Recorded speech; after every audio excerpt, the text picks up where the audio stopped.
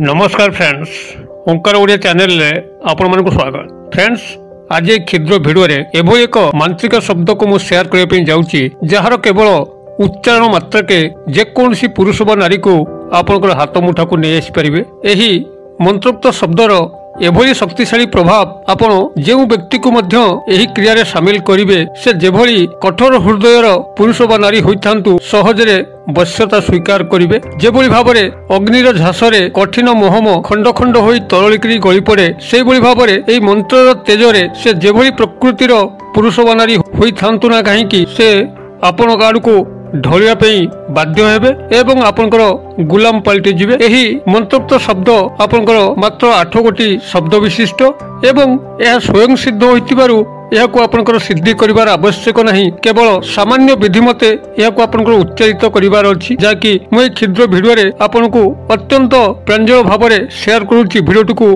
शेष पर्यंत देखंतु। जदि आपण मानक जीवन रे एई भली कोनोसी दुखद घटना मान चलीछि, कोनोसी नारी बा पुरुष को आपनकर निजर वश्यता स्वीकार करने चाहूँगी, संपर्कित होगा चाहूँगी, मात्र संपृक्त व्यक्ति आपन को से सुजोग दौना।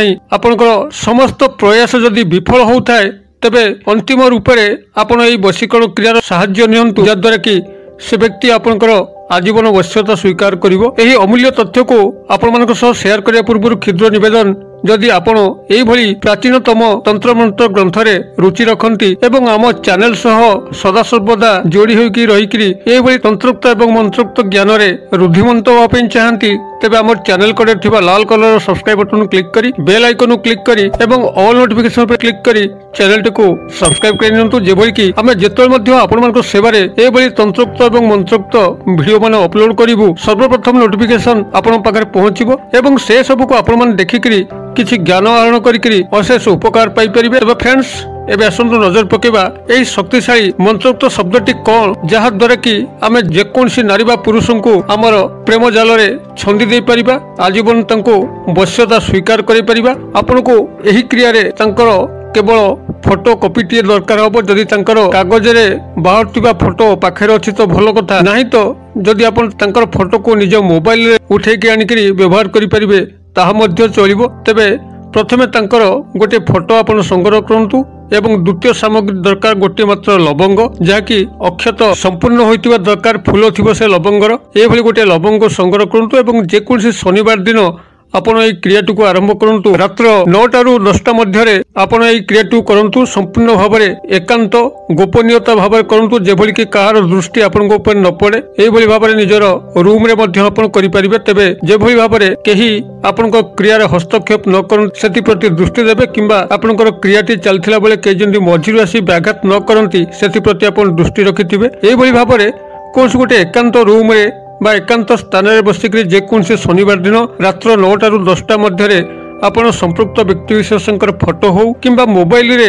तंकर छवि की हो प्रथमतः आपण को सामना करंतु। हाथ गोड़ मुह धोईकी जाइथिबे, कोनसी गोटे आसन पकेकी बसिथिबे एवं मंत्रोक्त उच्चारण करिया पे आपण कोनसी माला मध्य संगे नै थाई पारंती, जेभली कि आपनकर तुलसी माला हो, हळदीर माला हो, एई भली माला नै थिबे। किंबा जदि माला आपनकर न थाए तेबे अरुआ चाउल, गुआ, मुग, बिरी एई भली कोनसी गणन सामग्री मध्य आपण नै थिबे। एई भली भाबरे आपण सब यथार्थ ए सब को प्रस्तुत करी निजर रूम रो कबाटटी को देइकरी आपण एही क्रियाटी करंतु। करिवा पूर्वरु आपण संपृक्त व्यक्ति विशेष जे मध्य आपण ए वशीकरण क्रिया रे शामिल अछंती, जेकोसी नारी बा पुरुष तांकर फोटो जो आपण को पाखरे अछि से फोटो को आपनकर गभीर निविष्ट चित्तरे प्रथमे दृष्टि निक्षेप करंतु। यदि फोटो नाही तेबे मोबाइल रे तांकर जो फोटोटी अछि से फोटो को आपनकर जूम कर नियंतु, जेबोल कि तांकर केवल मुखर चेहरा आपनकर सामना को आसीबो एवं ए जो लवंगटी को आपनकर पाखरे अछि से लवंगटी को तांकर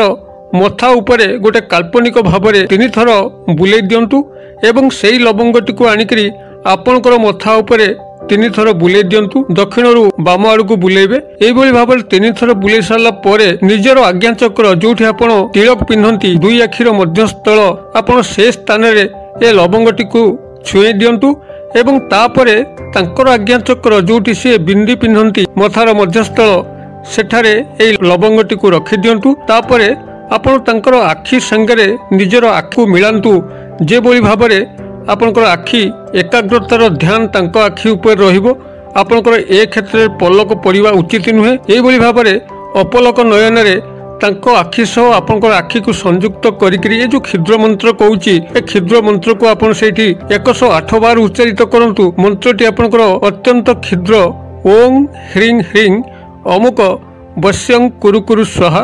मु आउ थरे कहि दउची ओम ह्रीं ह्रीं अमुक वश्यं कुरु कुरु स्वाहा। अमुक स्थान रे संपृक्त पुरुष बा नारी नाम नेबे। जदि रानी नामनी कौनसी झील को आपण एही वशीकरण क्रिया रे व्यवहार करथांती तेबे मंत्रटी आपणकर एही भली हबो ओम ह्रीं ह्रीं रानी वश्यं कुरु कुरु स्वाहा। ओम ह्रीं ह्रीं रानी वश्यं कुरु कुरु स्वाहा। किंबा जदि कौनसी राजा नामक पुरुष को आपण ए वशीकरण क्रिया रे शामिल करथांती तेबे मंत्रटी आपणकर एही भली हबो ओम ह्रीं ह्रीं राजा वश्यं कुरु कुरु स्वाहा। ओम ह्रीं ह्रीं राजा वश्यं कुरु कुरु स्वाहा। यही भाव में आपण ये मंत्र को 108 बार उच्चारित करेंगे। कर सारा पर आपणकर संपृक्त लवंगटी को निजर तकिया तले रखिकी शोजे। ठीक ता परदिन आपणकर से समय अर्थात रविवार दिन से समय रात्र 9टा ରୁ 10ଟା मध्य यही क्रिया को पुनरावृत्ति करेंगे। लवंग को आपणकर मथा उपर 3 थर बुले तांकर मथा उपर 3 थर बुलेकरी आपणकर आज्ञा चक्र थरे छुईकरी तांकर आज्ञा चक्र उपरे लवंगटी को रखिदेवे। तांको आखि सह आपणको आखिर संयुक्त करिकरी अपलक नयन रे एही मंत्र को पुनर्बार 108 बार उच्चारित करेंगे। तापरे लवंगटी को बाहर करके तकिया तले थोइबे। यही क्रियाटी को आपणकर लाग लाग 3 दिन पे करंतु। शनिवार राति, रविवार राति एवं सोमवार राति एक आकस्मिक परिवर्तन आपण लक्ष्य करेंगे संपृक्त पुरुष बा नारी ठेई। यार एक एभली तीव्र शक्ति तांको पाखरे पहुंचीबो से हठात आपण प्रति उद्वेलित हो उठिबे एवं आपण को देखा करिया पई बाध्य हेबे। तांको तरफरु ही से संपर्क रक्षा करिया पई आपण को विनती करिवे। एक